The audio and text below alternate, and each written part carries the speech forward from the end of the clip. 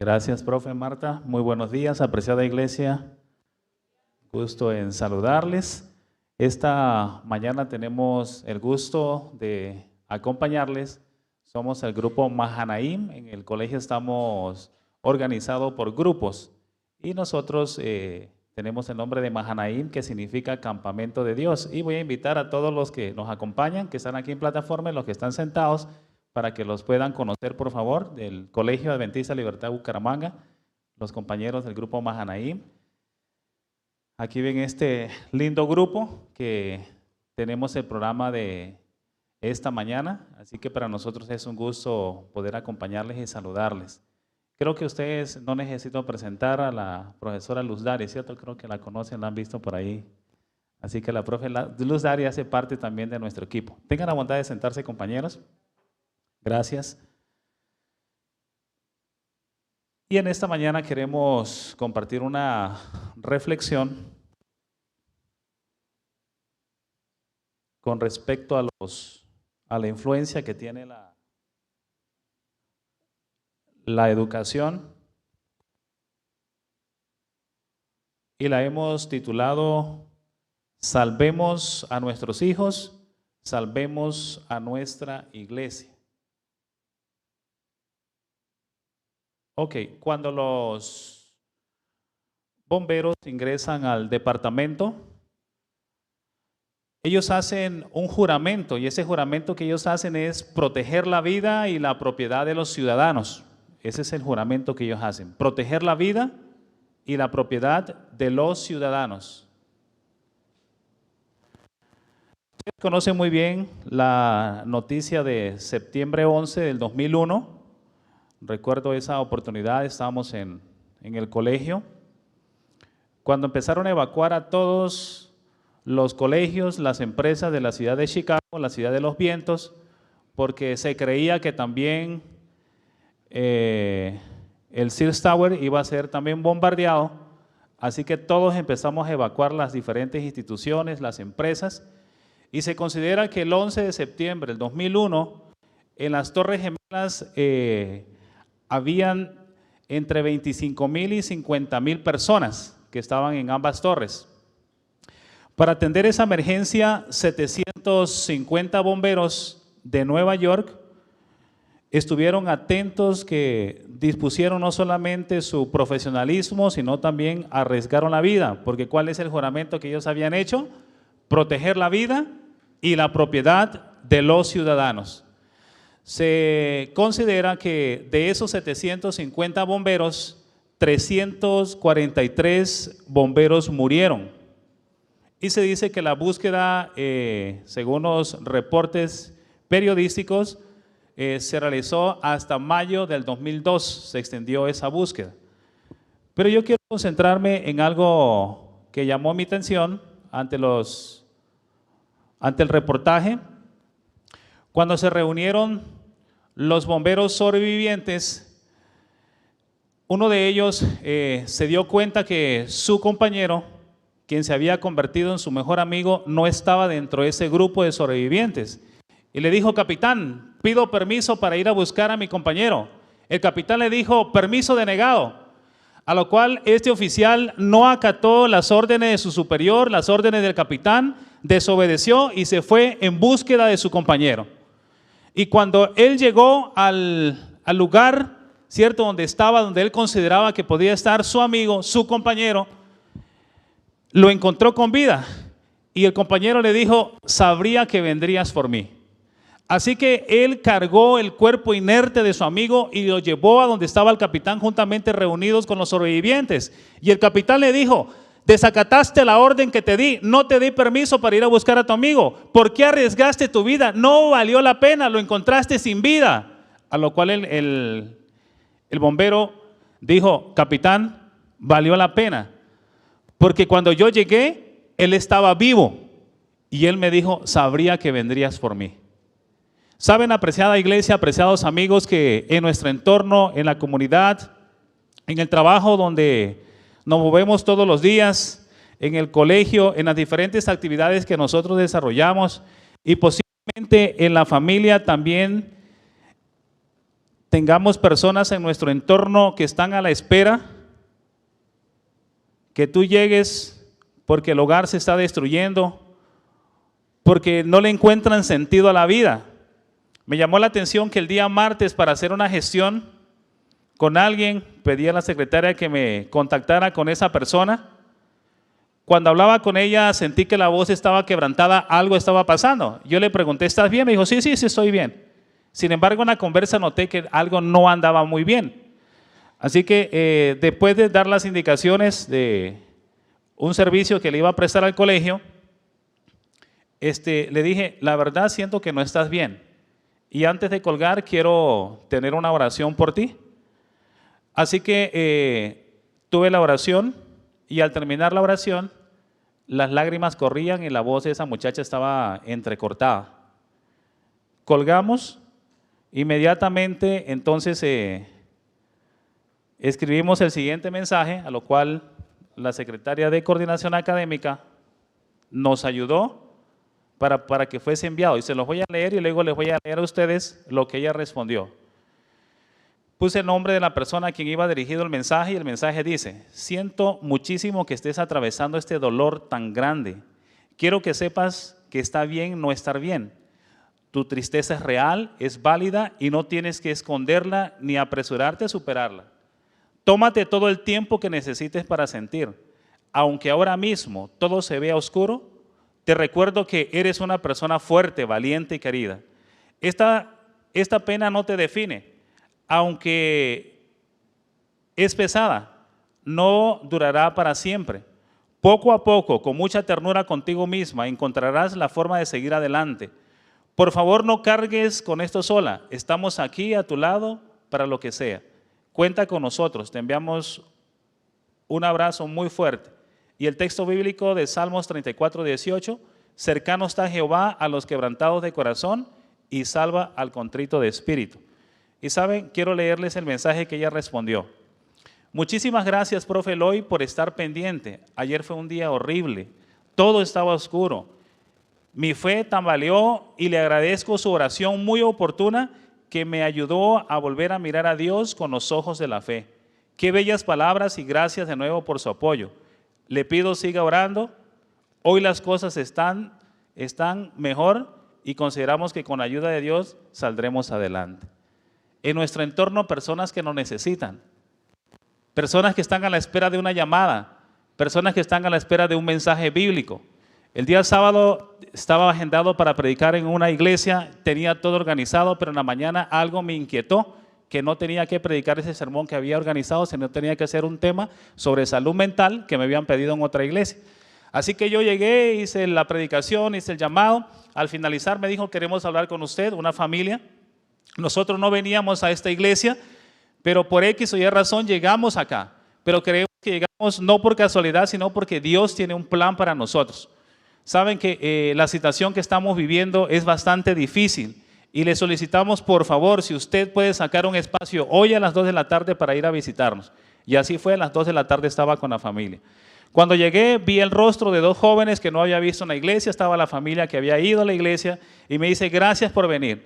Saben que el sábado anterior a la 1 de la mañana, mi hijo, desesperado porque su hogar se estaba destruyendo, estaban separados hace 8 años con una bebé de 2 añitos, hace 8 meses, 2 añitos, se quedó sin trabajo. En la desesperación se fue al puente de la Novena, le escribió a un primo, venga por la moto por favor y se lo entrega a mi papá, pero no se demore mucho para que tránsito no se la lleve. Entonces el primo se despertó y se dio cuenta que las cosas no andaban bien y cuando llega al puente de la Novena, ese muchacho estaba a punto de lanzarse. Estoy hablando de un hijo de uno de nuestros hermanos de la iglesia que estaba pasando una situación.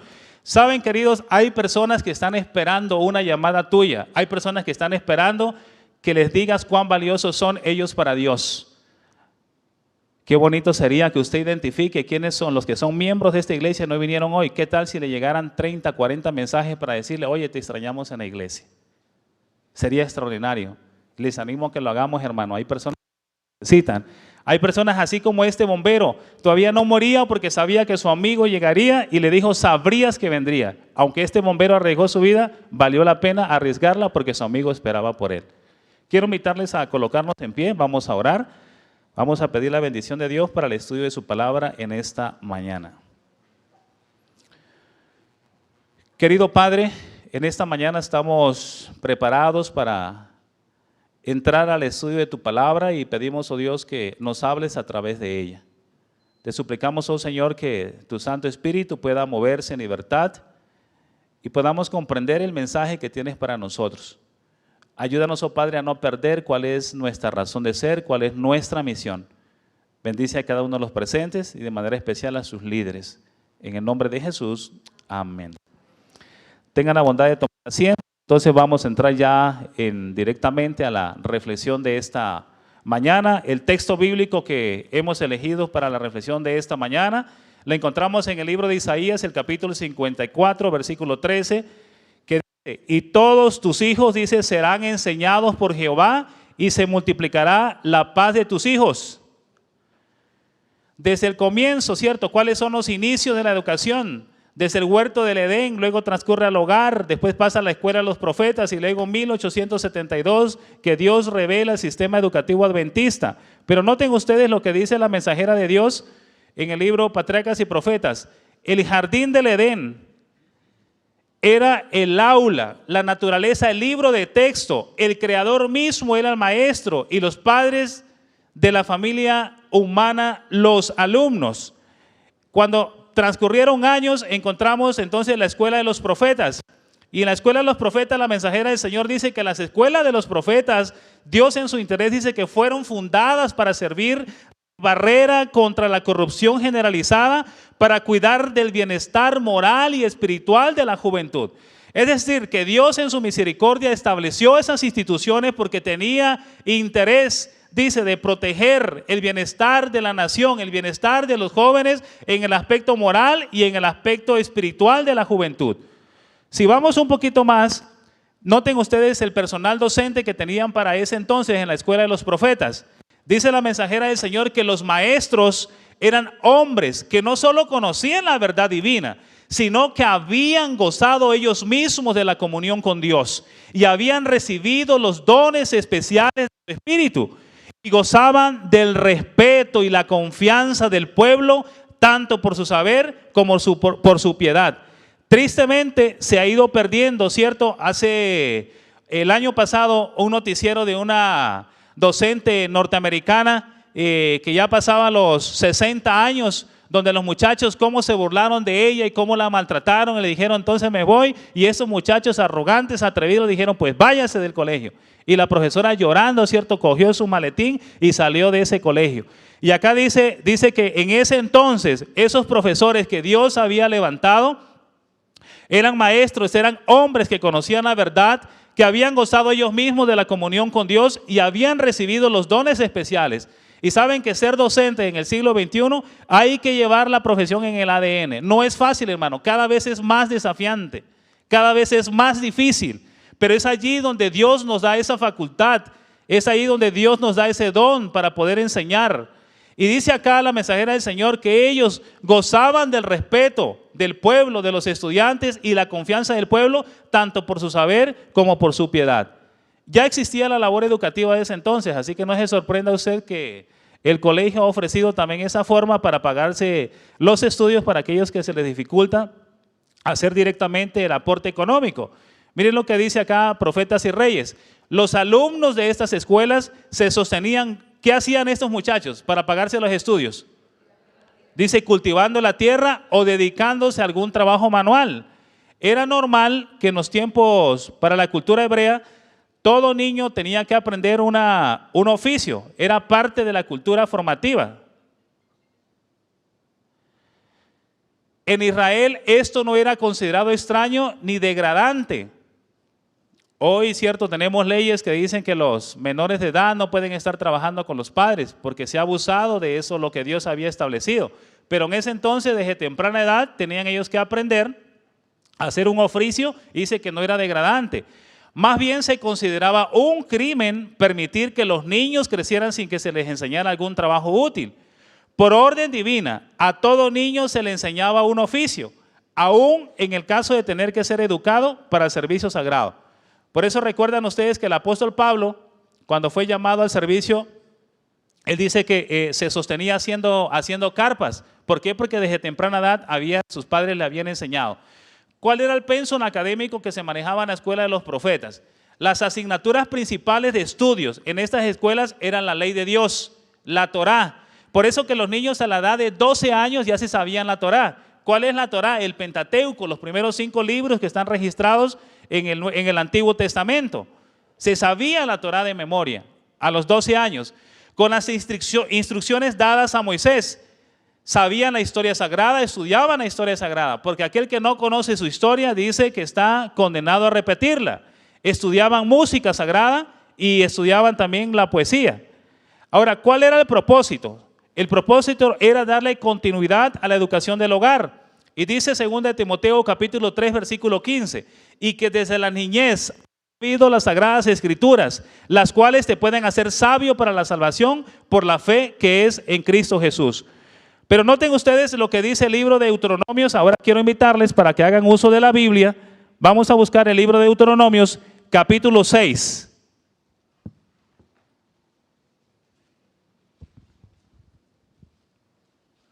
Vamos a concentrarnos en Deuteronomios capítulo 6.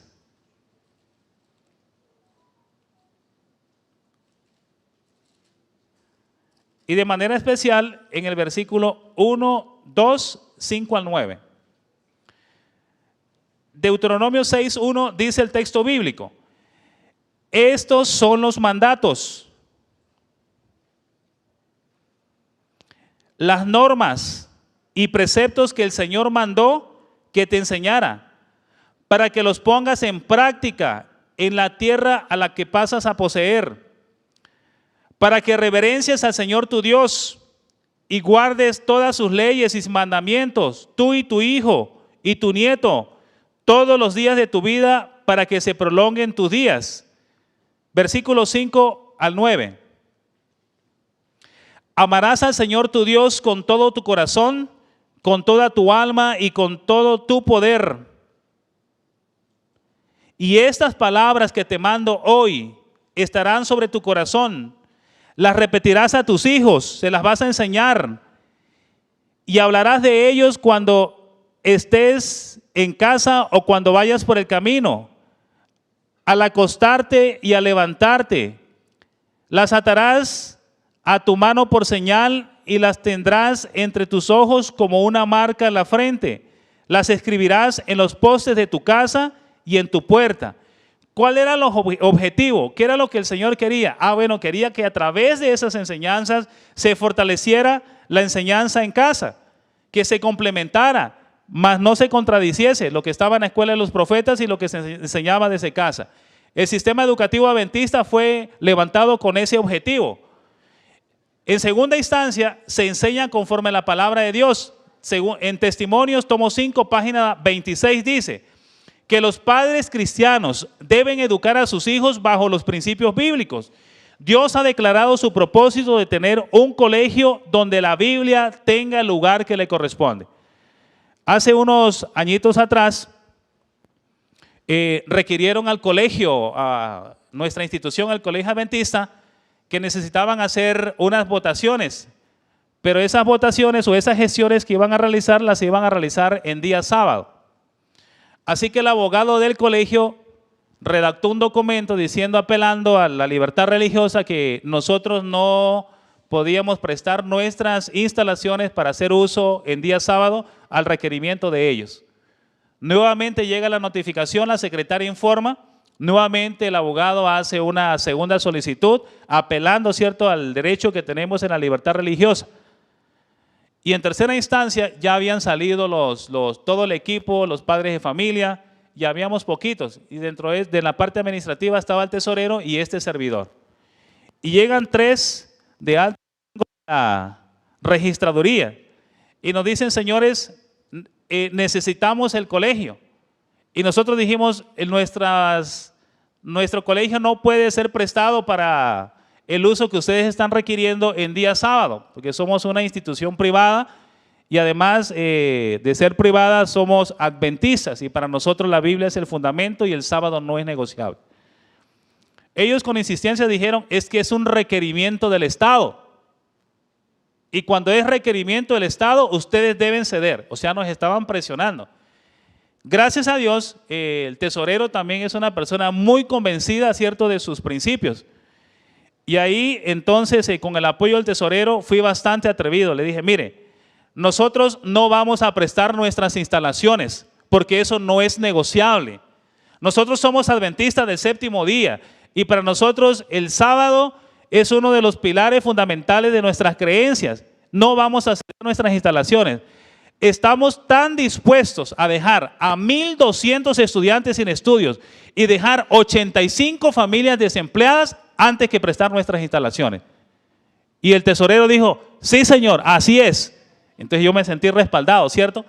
Quizás en el momento no me di la magnitud que eso podría implicar, porque decían, pues ni modos, imagínense ustedes 85 familias sin empleo, 1,200, pero no íbamos a ceder. Entonces ya uno de ellos le bajó, pero es que mire, pero lo necesitamos. Es que eso es un principio, para nosotros no es negociable. Estoy hablando de acá, eso no es historia, eso es lo que pasó en nuestro colegio, añitos atrás. Entonces uno de ellos dijo, bueno, dice, pero por lo menos préstenos la bahía. Bueno, la bahía no hay ningún problema, pongan sus mesas ustedes ahí, atiendan, no hay ningún problema. Y luego dijo, pero ¿serán tan amables de prestarnos por lo menos un bañito para los funcionarios en día sábado? Listo, si es el baño no hay problema, porque la iglesia Coal opera ahí en el colegio y no hay ningún problema. Y así procedimos, hermanos. ¿Por qué? Porque es que la Biblia, hermanos, en nuestras instituciones dice debe tener el lugar que le corresponde, y eso es lo que nosotros enseñamos. Y ahora en la entrevista, cuando llegan, estamos ya en el proceso de entrevista, lo primero que le dicen a la psicóloga, nosotros somos adventistas, guardamos el sábado. Y por ahí alguien llegó ahí bastante como queriendo ser bastante complicado con las cosas religiosas, y la secretaria, me reservo el nombre, pero está con nosotros desde ese entonces, le dijo, mire, aquí enseñamos la Biblia y también bautizamos. O sea, hermano, no podemos estar escondiendo lo que nosotros somos, o sea, tenemos que ser claros y directos. Si usted quiere un colegio privado, tenemos alta calidad, Dios nos ha bendecido. De hecho, esta semana tuvimos un reconocimiento en el Congreso por el Sistema Educativo Adventista, que es una bendición. El colegio ha sido reconocido a nivel municipal, a nivel departamental y ahora a nivel nacional. O sea, estamos bien, Dios nos ha bendecido y eso es lo que Dios quiere. Lo más hermoso de ese evento que ocurrió el día jueves de esta semana fue el cierre del programa. Nosotros en el Congreso, hermanos, cantando el himno 160 de la Avenida de Cristo, eso fue lo más emocionante. Yo no lloré porque estaban las cámaras, pero yo vi los que estaban ahí, las lágrimas corrían de emoción. Hermanos, es que Dios nos ha llamado para hacer cabeza y no para hacer cola, pero es que la Biblia tiene que tener el lugar que le corresponde. Amén. De los maestros de escuelas públicas, con el respeto de nosotros, porque tenemos maestros que son miembros de la iglesia y dicen, profe, no, profe, eso no aplica para nosotros porque nosotros sí somos misioneros en esos colegios y es verdad. Tenemos los devocionales, oramos con los muchachos. Dice acá de los maestros de las escuelas públicas, nuestros hijos no obtienen ideas que armonizan con las escrituras y no ven la obediencia a su ley como principio de toda sabiduría, por lo cual no aprecian la vida religiosa. Joya de los Testimonios, tomo 2, página 452, 453.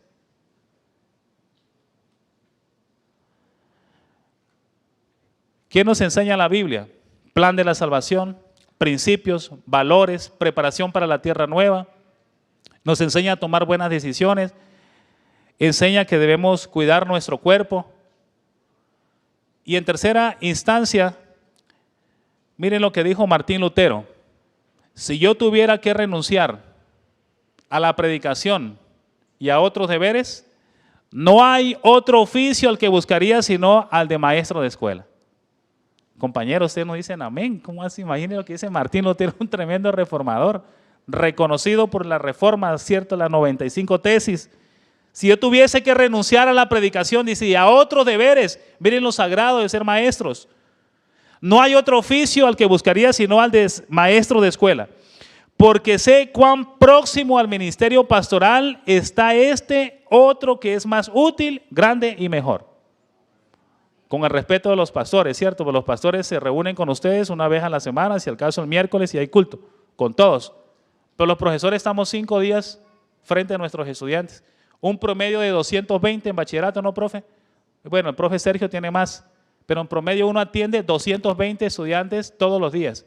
De cada salón tiene más o menos 35, 40 estudiantes y tenemos 6 clases, multiplique 40 por 6, da 240, pasan por el aula de uno. Comenzamos con devocional, tenemos semana de oración, esta semana tuvimos semana de evangelismo para los padres. Sí, hermanos, estamos siendo intencionales, por eso vale la pena apoyar el sistema educativo adventista. Ahora miren lo que dice Fundamentos de la Educación Cristiana. Esto es bastante fuerte, apreciados compañeros.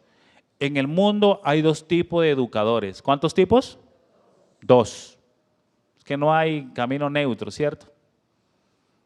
O a la derecha o a la izquierda. Y no estoy hablando de política, ojo con eso. Una clase está formada, dice, por aquellos a quienes Dios convierte en canales de luz, y la otra clase, dice, por aquellos a quienes Satanás usa como sus agentes. Ahora le hago la pregunta, apreciado padre, ¿quién está educando a tus hijos? ¿Los que están influenciados por el Espíritu Santo o aquellos, dice, que son agentes de Satanás? Como se dice en inglés, think about it, piénsalo muy bien. ¿Por qué es importante la educación o el sistema que Dios ha establecido? Hermanos, porque es preparación para servir. Nuestras escuelas son los instrumentos especiales del Señor para preparar a los niños y a los jóvenes para la obra misionera. Y acá les voy a compartir un poquito lo que hicimos hace unos años atrás. ¿Ustedes ven esa imagen por allí? ¿Sí alcanzan a ver? Sí, podemos apagar las luces de acá adelante para que puedan apreciar, ¿no? Sí alcanzan a ver todos. Ok, ¿hay alguien acá? ¿Conocen a alguien? Bueno, en ese entonces, este servidor estaba en el aula como docente de inglés y nos organizaron y me asignaron ese lindo grupo que usted ve allí para salir en el entorno del colegio. Íbamos a salir a hacer impacto misionero. Ahorita cada vez es más complejo sacar estudiantes, ¿no? Pero noten ustedes, ahí estábamos ya listos, ya habíamos dado instrucciones, habíamos orado. Y miren lo que pasó ese día. Ahí estamos en el parque. Yo nunca le dije a las niñas que se arrodillaran con las personas en el parque, ni en la calle, ni nada de eso. Sino simplemente yo estaba allí era para ser un veedor, para acompañarles en representación de la institución y estar muy atentos con ellos. Así que ellos se acercaban a las personas y donde encontraban, les ofrecían el libro, les daban una promesa bíblica y les preguntaban si les gustaría que presentaran alguna petición delante de Dios y ellos decían sí. Y las niñas se arrodillaban, ¿cierto?, allí en los lugares públicos y oraban por esas personas. Acá tenemos otras imágenes más. Miren eso. La verdad, cuando yo vi eso, o sea, me conmovió porque, no sé, o sea, era como un sentimiento extraño porque yo no esperaba que ellos hicieran eso. Sin embargo, ellos lo hicieron. Miren allí, ahí están también ese grupito que estaban orando por las personas. Esa fue una experiencia única. Ahí estábamos tocando las puertas, eso cerca ahí al colegio. Ahí está una señora que, esa señora cuando ella terminó de orar, fue una oración tan bonita, tan significativa, tan profunda. La señora no resistió, no pudo contener sus lágrimas y ella dijo, muchísimas gracias por lo que ustedes hacen por nosotros. Gracias por venir y gracias por ese libro. Y le dio un abrazo bien fuerte a esa niña. El objetivo principal de la educación cristiana, apreciada iglesia, es restaurar en el hombre la imagen de Dios, dice el libro de la educación, página 15 y 16. ¿Cuál es el objetivo de Satanás? Satanás logró la caída del hombre y desde entonces su tarea ha consistido en borrar en él la imagen de Dios y estampar, dice, en los corazones humanos su propia imagen.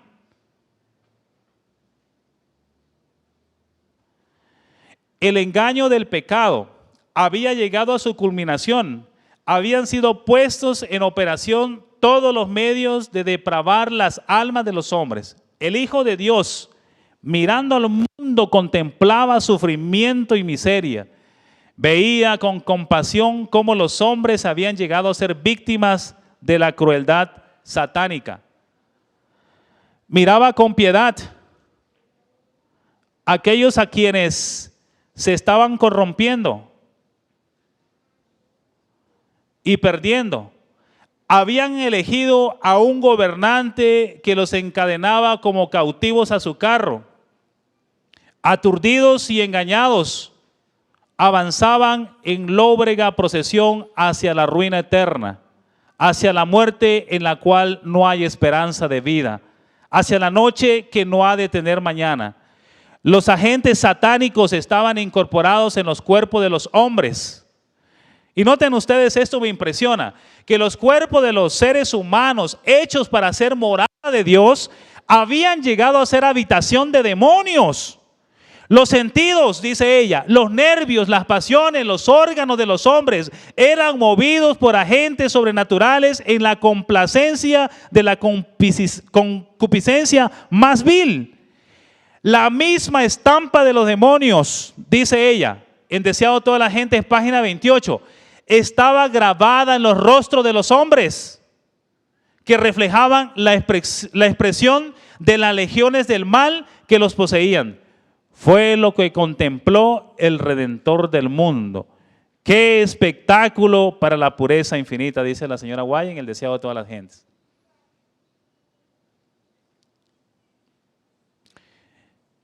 Ya para ir finalizando, hermanos, esa es una historia que, esta sí la cuenta el pastor Melchor Ferreira.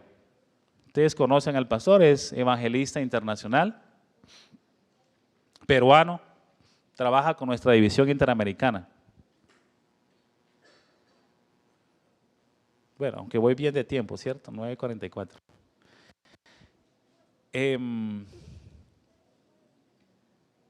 El pastor dice que fue invitado para un colegio a tener una semana de oración. El pastor fue. Así que en su primer sermón que tuvo el pastor, observó en el público a un muchacho muy inquieto, pero muy inquieto. Entonces el pastor se acerca al capellán y dice: Cape, quiero identificar quién es el muchacho que estaba sentado allá en tal parte. Y le dice el capellán: no, pastor, dice, ni se acerque a ese muchacho, pastor, ese es el pata de Judas, ese es el vil demonio, el vil diablo que tenemos en el colegio. Y el pastor dice: pero ¿por qué dices eso, Cape? Le voy a contar, pastor, y se va a dar cuenta de lo que le estoy diciendo. Pastor, pata de Judas, imagínense que un día en la cocinita vieja que teníamos ahí en la institución,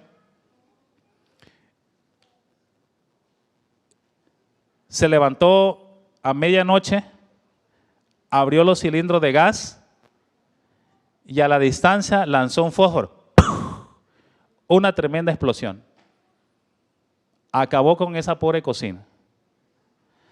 Así que pastor dice, inmediatamente, pastor, nosotros identificamos y definitivamente era el pata de Judas.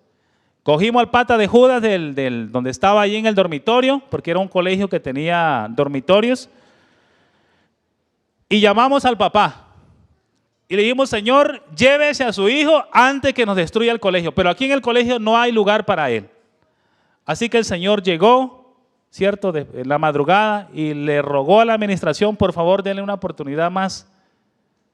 Yo necesito que mi hijo continúe en este colegio. No, Señor, se lleva a su hijo, acá no hay más espacio y olvídese la pensión del contrato que firmamos, pero llévese ese muchacho antes que nos destruya el colegio. Así que el Señor nuevamente pidió a la administración: por favor, denle una oportunidad. Mire, no se preocupen, yo sé que mi hijo hizo estragos en la cocina, no se preocupen, yo les voy a construir una cocina nueva. Así que era un hombre adinerado y le construyeron una tremenda cocina al colegio. Así que la cosa, por lo menos por ahí, había mejorado en algo, ¿no? Pata de Judas estuvo bien por un par de semanas. El colegio tenía por ahí 7 vaquitas que le sacaban la lechita todos los días y con eso le daban alimento a los chicos que estaban en la institución, en el internado. Pata de Judas travieso se levanta de madrugada y conecta las ordeñadoras a las tetas de las vacas. Así que cuando los muchachos se levantan en la madrugada para ordeñar a las vacas, se dieron cuenta que a medida que se iban acercando al establo, había allí un líquido mezclado entre blanco con rojo. Era sangre, cierto, que las ordeñadoras le habían extraído no solamente la leche, sino también la sangre en las pobres vacas, y cuando llegaron las 7 vaquitas muertas. Así que dijeron, aquí no más, aquí no hay más misericordia para el pata de Judas. Llamaron al Señor, Señor, se lleva al pata de Judas, no hay más. Por favor, no insista, llévese a su hijo. Nos destruyó la cocina, ahora nos mata las 7 vaquitas que teníamos. Nuevamente el Señor dice, por favor, una oportunidad más para mi hijo. Yo soy separado y mi hijo está conmigo, necesita apoyo. Y yo he escuchado que este colegio ha hecho cosas lindas por otros muchachos, una oportunidad más. No se preocupen por las vacas, yo les voy a dar 14 vacas, se las duplico, pero por favor dejen la pata de Judas. Así que la administración nuevamente se reúne, no estaban de acuerdo, pero alguien dijo, démosle una oportunidad a pata de Judas. Nos destruyó la cocina, tenemos una cocina nueva, ahora nos mata 7 vacas, vamos a tener 14, entonces como que la cosa vamos como equilibrando la balanza y avancemos con pata de Judas. Listo, una oportunidad más. En ese contexto llega el pastor Melchor Ferreira. Ya estaba contextualizado lo que estaba pasando. Así que el pastor se le ocurre una brillante idea. Y le dice, se acerca donde estaba desayunando pata de Judas y le dice, hola, me gustaría sentarme contigo para conversar. Y dice, ¿qué quieres, pastor? No, yo quisiera ser tu amigo. ¿Qué quieres? No, quiero ser tu amigo. Y le dice, pastor, tú tienes un traje, una corbata, una camisa. Digo, pastor, no lo tengo, pero lo puedo comprar. Pues el papá era de plata, así que él no tenía ningún problema. Una llamada le conseguían todos. Y luego el pastor le dice, ¿tienes una Biblia? No la tengo, pastor, pero la puedo comprar. Entonces le dijo, mira, necesito entonces que te compres el traje completo, te consigas la Biblia y tú vas a pasar conmigo esta noche a la predicación. ¿Cómo? Dijo, sí.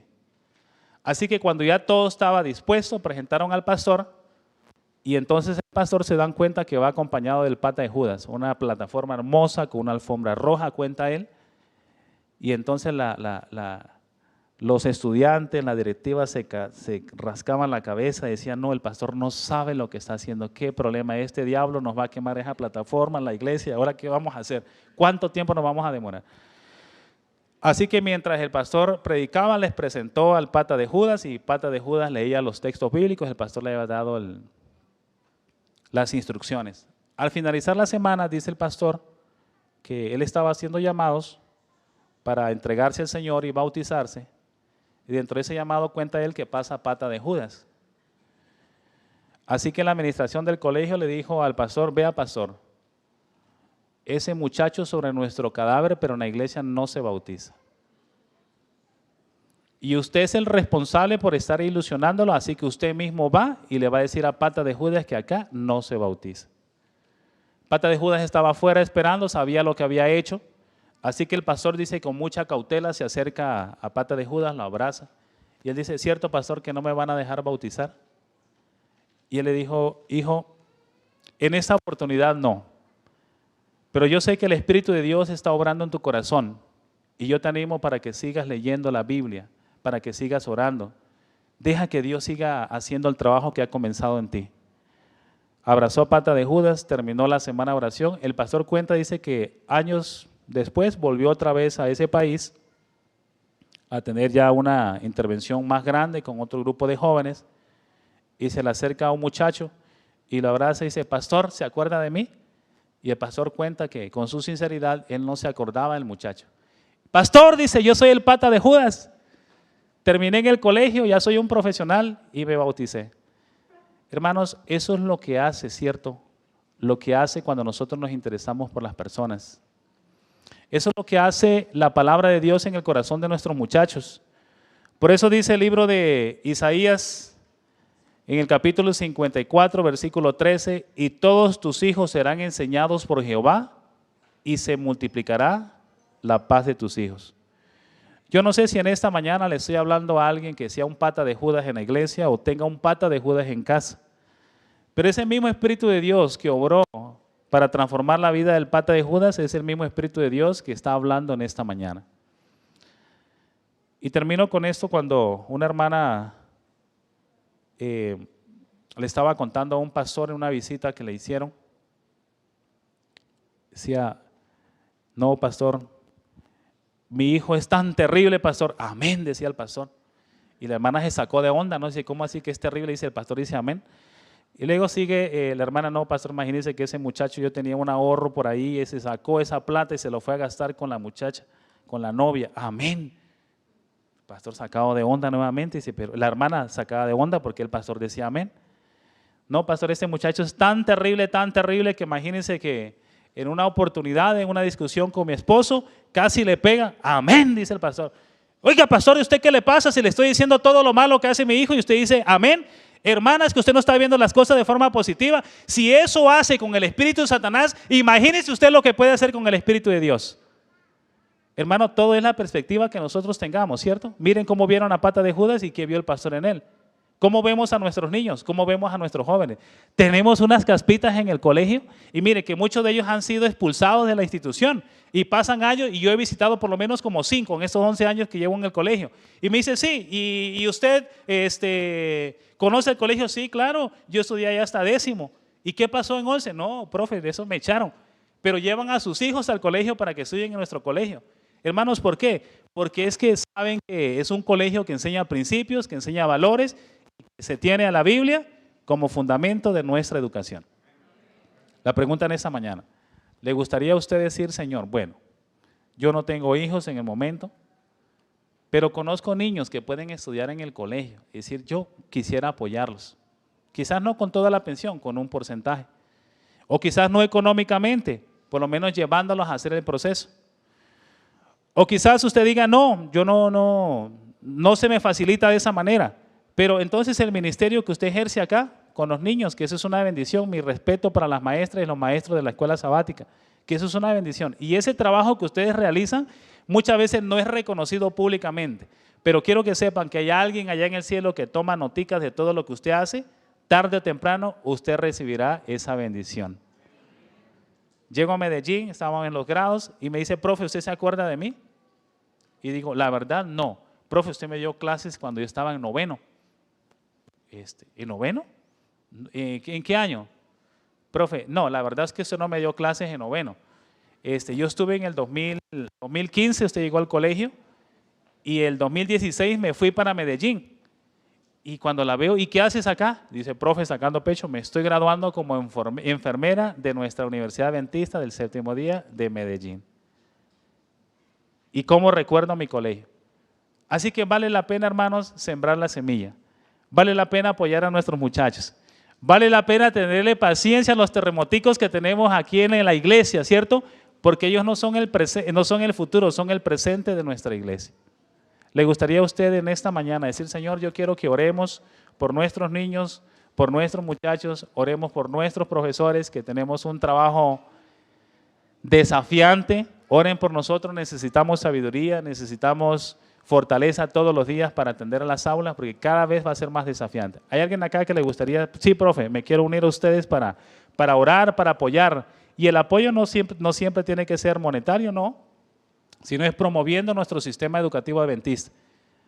¿Cómo puede hacerse también? Dice, orando orando a favor de nuestros profesores, orando para que Dios bendiga el sistema educativo a nivel no solamente nacional, sino a nivel mundial.